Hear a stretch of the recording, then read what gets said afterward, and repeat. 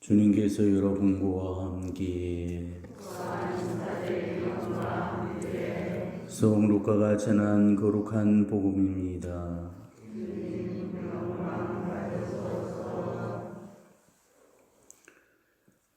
그때 예수님께서 제자들에게 말씀하셨다.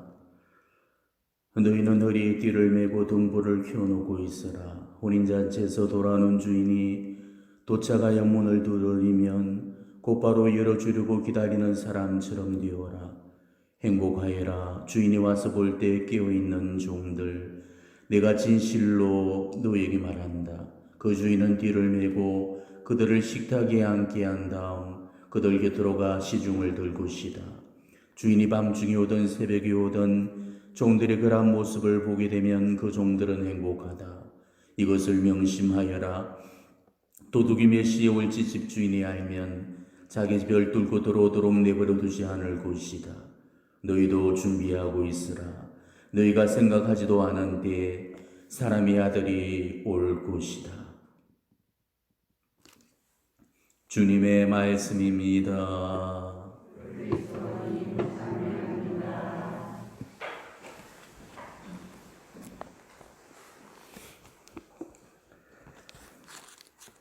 네, 우리 민족 최고 최대 명절인 설을 맞이하고 있습니다.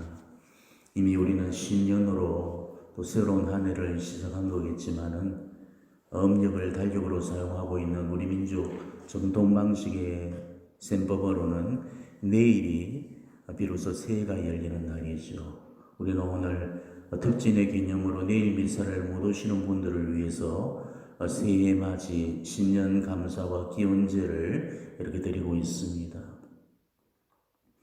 우리 인생은 기회의 연속이라고 그러죠. 우리는 올해 벌써 세 번째로 새해를 맞이한 셈입니다. 어떤 새해가 있었습니까? 제일 먼저 맞이했던 새해가 신앙의 새해였던 대림제 일주일, 그로부터 우리가 새로운 신앙의 한 해를 선물 받았고, 그리고 1월 1일을 맞으면서 또 새로운 한 해를 다시금 시작할 수 있는 기회를 얻었고, 그리고 오늘 우리는 비로소 구정을 맞이하고 있습니다.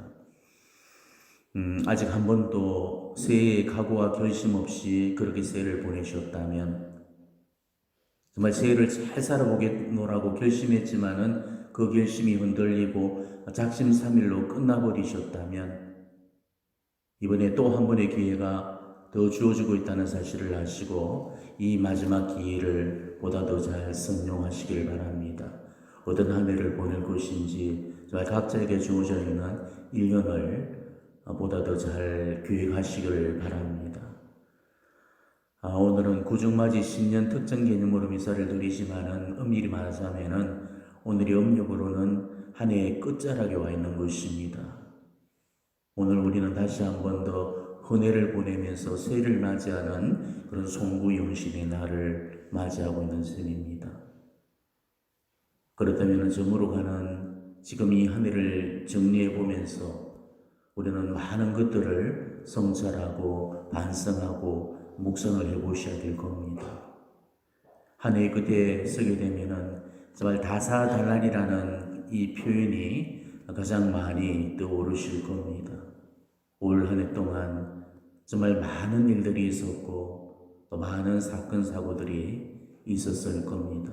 또 많은 어려움들, 또 시련이나 난관들도 많으셨을 겁니다. 그게 좋았던 일이었건 좋지 못한 일이었던 간에 그 또한 다 지나가고 또한 추억 속에 묻혀지게 되죠.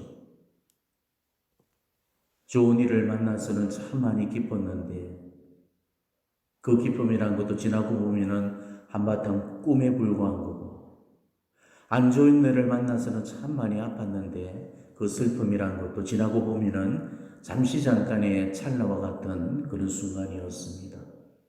이처럼 세월은 어떻게든 지나가게 되어 있고, 좋은 일은 또 좋은 대로, 안 좋은 일은 안 좋은 대로, 이거는 이거대로 원청이고 저거는 저거대로 원청이고, 모두가 나를 성장시켜주는 걸음이 되어질 뿐이죠.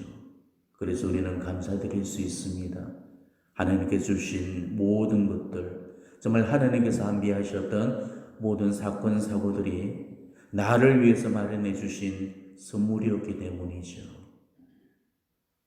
돌이켜보면은 지나온 시간들이 그게 좋았던 건 뭐 좋지 못한 것이든 간에 그거는 우리 눈에만 좋고 안 좋은 것 뿐인 거지 하나님께서 내 삶에 허락하시는 것에는 어느 것 한 가지도 좋고 나쁜 것이 없는 겁니다. 언제나 선한 것만을 주시고 어떤 환경 속에서도 최고 최상의 선을 이끌어내시는 우리 주님께서 가장 좋고 선하고 아름다운 것만을 내 삶에 허락하신다는 것을 믿는다면 우리는 좋은 것에도 감사드릴 수 있어야 되겠지만 좋지 못한 것에서도 또한 역시 감사를 드릴 수 있어야 되겠습니다. 꼭 주셔야만 은총인 것은 결코 아닙니다. 거두셔도 은총인 겁니다. 더 큰 선을 허락하시기 위해서, 더 큰 선익을 주시기 위해서, 또 더 큰 악을 피하도록 하시기 위해서 때로는 작은 손해와 작은 피해를 겪게 하시기도 하시죠. 더 큰 선물을 주기 위해서, 더 큰 은총을 주기 위해서 때로는 작은 선물과 은총들을 놓치게 하시기도 하십니다. 우리가 하나님의 이런 원대한 계획을 어떻게 다 이해할 겁니까? 깨달을 수가 있겠습니까? 저는 지금까지 인생 문제에 큰 시련이나 환난을 겪어올 때마다 하나님께서 언제나 제 편이 되어 주셨고 단 한 번도 저를 부끄럽게 만드시거나 저를 실망시키신 일이 없으셨습니다. 언제나 제 삶 속에서 최고 최상의 선을 이끌어내셨기 때문이죠. 제가 비록 주님 없이 인생길을 걸었을 때라도, 제가 비록 주님을 신뢰하지 않았을 때라도 주님께서는 늦게라도 개입하셔서 제 인생 문제를 좋고 선한 방향으로 돌려놓으셨습니다. 그것도 정말 기가 막힐 만큼 드라마틱하고 기기묘미한 그런 방법으로 도저히 인간이 이뤄낸 결과라고 말할 수 없을 정도로 엄청난 역사와 경륜을 제 삶 속에 드러내셨죠.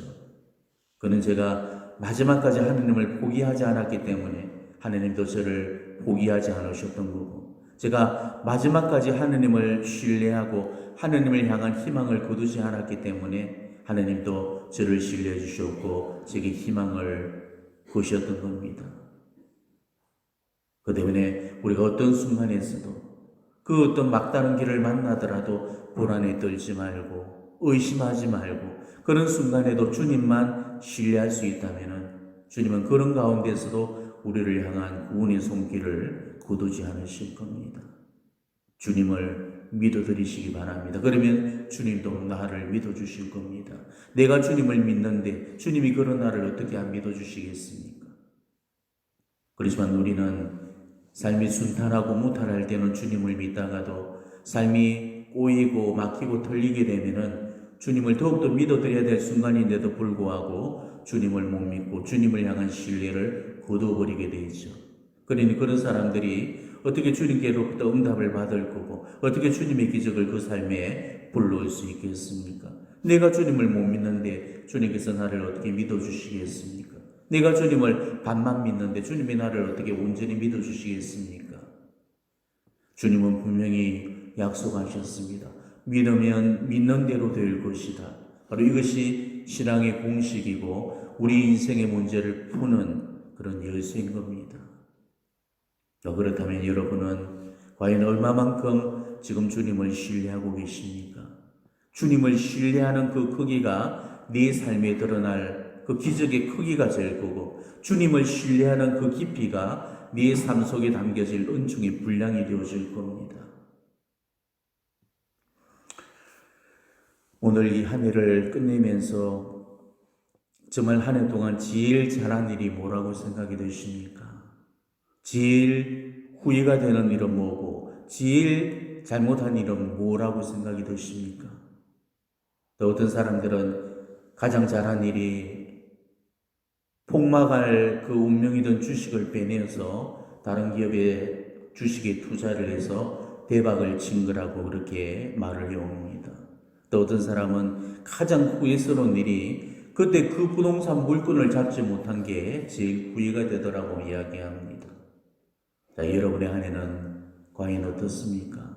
여러분도 이런 식으로 인생을 후회하거나 이런 식으로 인생의 기회를 잡은 거를 재수라고 생각하면서 살고 있지는 않습니까?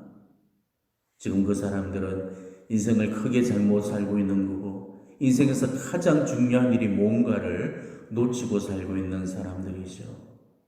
지금은 못 깨닫고 있겠지만은 언젠가는 죽어서 자기 삶을 놓고 땅을 치고 곡을 하면서 후회하게 될 겁니다.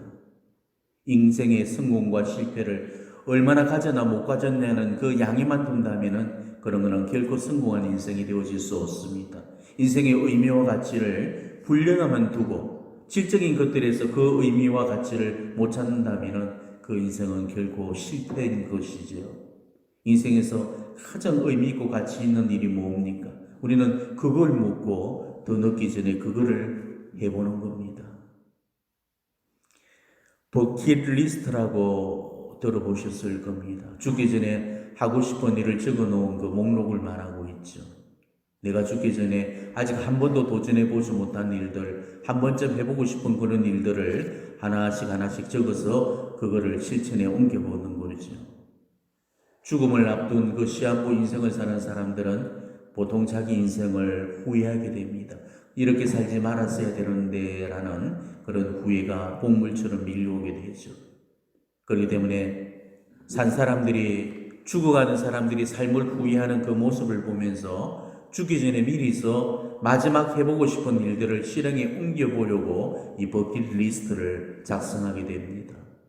우리가 꼭 죽음을 앞두고 있지 않더라도 우리는 누구나가 죽어야 된다는 그 사실을 안다면은 우리는 지금 시한부 인생을 살고 있는 것입니다.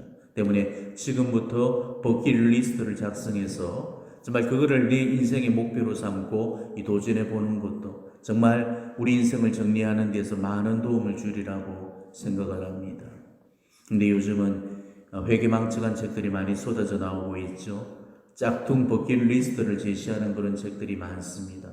죽기 전에 꼭 먹어봐야 될 100가지 음식들, 죽기 전에 꼭 봐야 될 100가지 영화들, 죽기 전에 꼭 가봐야 될 100가지 여행지들, 죽기 전에 어떤 일을 해놓아야 되는지, 그 진지한 죽음의 순간을 앞두고 인생에서 가장 가치있고 의미 있는 일이 뭔지 그걸 고민하면서 작성해야 될 이 버킷리스트를 고작 죽기 전에 지금까지 못 먹어본 음식 100가지를 먹고 가는 걸로 이 버킷리스트를 작성한다면 그 사람은 그냥 죽는 편이 나을 겁니다.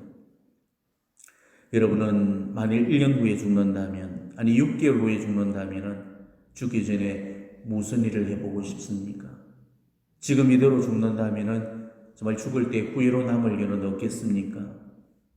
6개월이 되었건 1년이 되었건 10년이 되었건 20년이 되었건 간에 내게 남은 시간이 얼마가 주어지든 간에 정말 하고 싶은 일들을 더 늦기 전에 해보라는 겁니다. 죽어가면서 후회할 일을 지금 후회하기 전에 해보라는 거죠.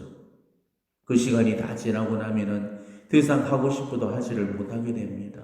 발다리 힘 빠지고 정신줄 오락가락해지면은요, 그때는 살아도 산 목숨이 아닙니다. 요양원에 들어 누워있고 이부자리를 벗어나지 못하는 그 삶을 그것도 숨 붙었다고 산 목숨이라고 친다면은 그거는 어리석은 미망에 불과한 겁니다. 여러분은 어떤 버킷리스트를 작성해 보시겠습니까? 네 인생에서 가장 해보고 싶은 일들, 그것도 가장 의미 있고 가치 있고 보람된 일들을, 그게 뭐가 있겠습니까? 세속적인 뱃물이 아직 안 빠진 분들은 세속적인 일들에서 도전하려고 할 거고, 또 세속의 헛헛함을 깨닫고 영적인 그리움과 열망 속에서 살고 있는 분들이라면 영적으로 못해본 일들에 도전을 하려고 할 겁니다. 8순이 넘은 분이 번지 점프에 도전하겠다는 것은 이거는 무모하고 싫은 가능성이 희박한 일이 될 겁니다. 그리고 설령 번지 점프에 도전해 본들, 그런 게 우리 인생의 뭐 그리 의미 있고 가치 있는 일이 되겠습니까? 죽을 때 후회로 남을 일이 높은 데서 뛰어내리는 거라면은 그냥 아파트 옥상에서 뛰어내리는 편이 나을 겁니다. 정말 이걸 못 해보고 죽으면은 죽어서도 한이 될 것만 같은 일들, 바로 그 일들을 우리 인생을 후회하기 전에 미리서 해보자는 거죠. 그렇다면은 정말 우리의 버킷리스트는 이런 게 되어야 되지 않겠습니까? 성경 통독이나 성경 필사를 목표로 삼고 하나님의 말씀을 한 땀 한 땀 정성껏 베끼고 읽어가는 것. 초등학교 다닐 때 써보고는 지금까지 한 번도 못 써봤던 그 일기를 다시금 영적 일기로 써보시면서 하나님을 향한 열망과 영적인 그리움으로 남은 시간들을 채워가는 것. 늘 시간이 부족하고 거덕이어서 기도 생활도 제대로 못하면서 살아왔다면 전국의 수도원들을 기행하면서 조용히 머물면서 피정을 귀하게 보는 것, 혹은 성당 순례를 목표로 교구 성당들을 순례한다든지 전국 성당 순례를 기획을 해서 성당들을 방문해서 그곳에 머물러서 성체 조회를 하는 것도 정말로 의미 있는 그런 버킷리스트가 될 겁니다. 복지시설에 가서 며칠씩 머물면서 환우들과 장애인들과 시간을 보내는 것, 이것도 정말 뜻깊은 버킷리스트의 하나가 될 겁니다. 우리 인생의 시간들은 쓰기에 달려 있어요. 하루 종일 TV만 틀어놓고 있는 사람들은 TV한테 내 인생 통째로 다 갖다 바치게 될 거고, 하루 종일 하느님 것으로 시간을 채우는 그 사람은 자기 인생에서 가장 의미 있고 가치 있는 시간들을 만들어 나갈 겁니다. 아직 우리에게는 시간이 남아있지만 그 시간을 어떻게 쓰느냐에 따라서 시간이 많이 남아있을 수도 있고 시간이 부족할 수도 있을 겁니다. 제발 우리의 얼마 남지 않은 그 시간들을 정말로 가치 있고 의미 있고 보람된 일에 쓰고 갈 수 있기를 바랍니다. 올해는 정말 각자가 버킷리스트를 한번 작성해 보시면 어떨까를 제안을 해드리고 싶습니다. 내 남은 시간들 중에 이 귀중한 1년을 가장 의미 있고 가치 있는 일들에 투자를 한다면 그보다 더 아름다운 삶은 없을 겁니다. 네 인생을 통틀어서 어쩌면 가장 소중한 체험이 되어줄 거로 믿습니다. 정말 오늘 집으로 돌아가시거든 종이 한 장과 볼펜을 들고 정말 의미 있고 가치롭고 보람된 일들이 뭐가 있을까를 진지하게 한번 고민해 보시고 그걸 한번 따박따박 종이에 적어 보시기 바랍니다. 그리고 올 한 해는 꼭 그 해보고 싶은 그 일들을 목표로 정해놓고 이 한 해를 달려보셨으면 좋겠습니다. 그래서 이 새해에는 더욱더 하나님 안에서 영골고 단단하고 생명력령 그런 그 영혼들로 거듭 태어나시기를 진심으로 축원합니다. 아멘.